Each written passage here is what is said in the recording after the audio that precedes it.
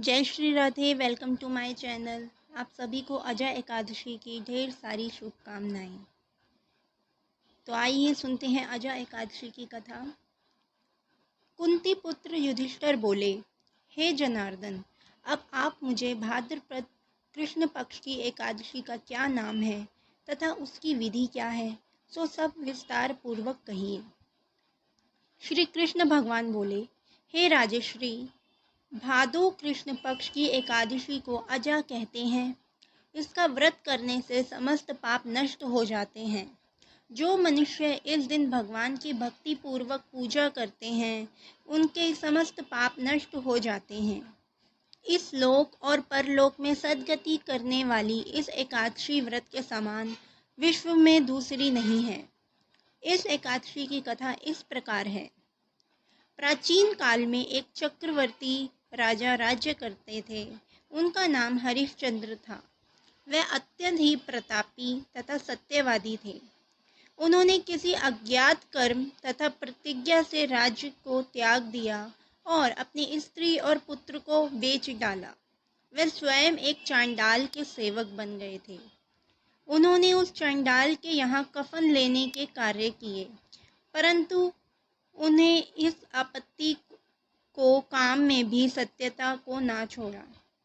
जब इस प्रकार रहते हुए उन्हें बहुत वर्ष हो गए, तो उन्हें अपने इस नीच कर्म पर बहुत बड़ा दुख हुआ। इससे मुक्त होने का उपाय खोजने लगे।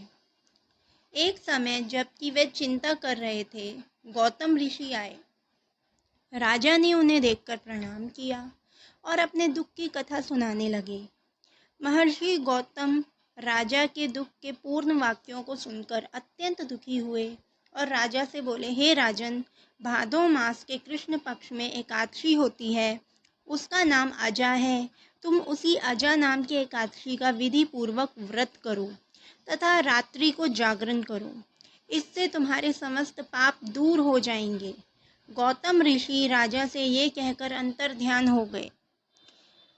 अजा नाम की एकादशी आने पर राजा ने ऋषि के कहे अनुसार विधि पूर्वक व्रत तथा रात्रि को जागरण किया।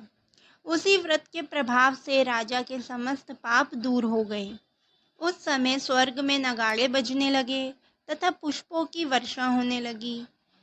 उन्होंने अपने सामने ब्रह्मा, विष्णु, इंद्र, महादेव जी आदि देवताओं को खड़ा पाया। उन्होंने अपने मृतक पुत्र को जीवित तथा स्त्री को वस्त्राभूषणों से युक्त देखा। व्रत के प्रभाव से उन्हें पुनः राज्य मिला और अंत समय अपने परिवार सहित स्वर्गलोक को गए।